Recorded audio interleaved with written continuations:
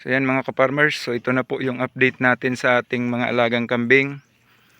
So galing po sa dalawa, so ito na sila lahat ngayon. Bali ano na, 7. So may yan yung tatlong maliit na kambing, oh.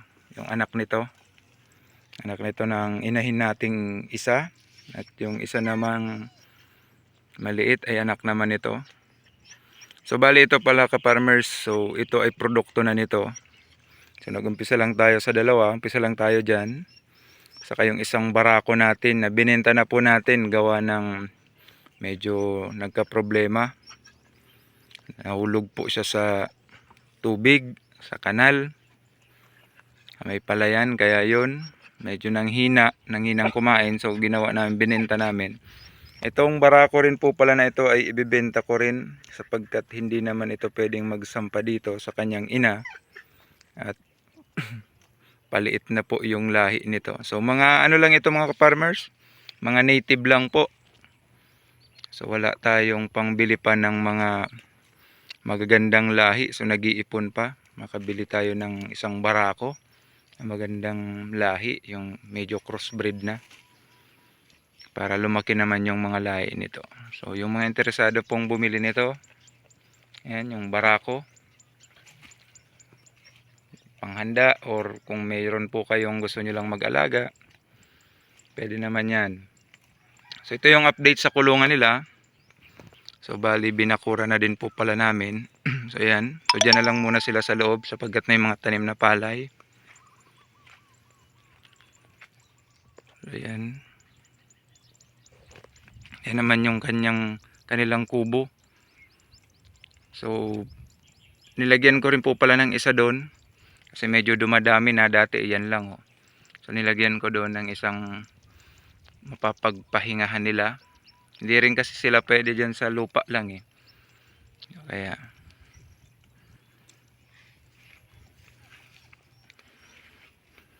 so ito pala. So yan.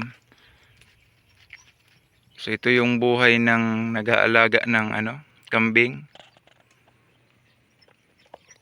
So bawing-bawi na ka-farmers yung aming puhunan dito. Kasi nandami na, oh. Nakabenta na rin kami ng isa. So worth, I think yung binenta namin nag 2.5. So okay na din. 2.5. 4,000 pala, sorry. 4,000 daw sabi aking asawa. So nag 4,000. So ang bili namin dito sa dalawang kambing ay 5,000 So yan, bawi na. Yun na, ibalik na yung kapital namin. So yung mga gusto, libangan lang naman to. So binakuran kasi namin kasi medyo may kaunting, may mga tanim na banana doon sa kabila. So nakiusap naman yung may-ari na kung pwede so, kasi nakakarating daw doon. So humingi naman kami ng pasensya. Kaya agad naman naming inaksyonan. Actually ongoing naman talaga yung pagbakod nito. Medyo kinapos lang sa budget. Yung mga kahoy pa lang yung nakatayo. So yan, bumili kami nitong mga kawayan. Wala pa rin kasing pambili ng yung bakal. Sana maganda yung mga cyclone wire ganon. So siguro pag marami na ito, dito na rin kasi kami kukuha ng panggastos, eh. So yan mga ka-farmers, so nanguha lang kami ng asola, and as well tiningnan namin tong kambing. Yung asola pala ipapakain namin dun sa mga alaga nating pato, pabo at manok. So pakita ko rin sa inyo. So tingnan natin, pauwi na kami, papakainin na natin yung ating mga alagang pato. Yan, kumakain yung barako. So, sige.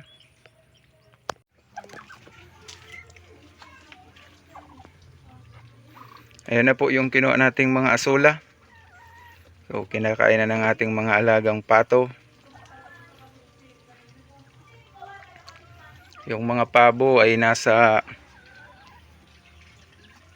galaan na naman. Ito ating mga alagang pato. Manok. Yan tayong mga manok dyan.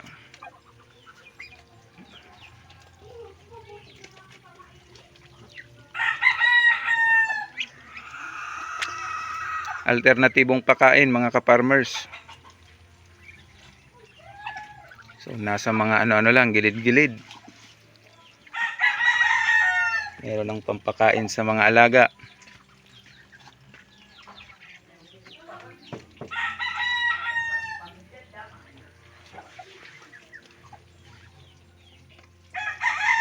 Hindi man pala nababalik din yung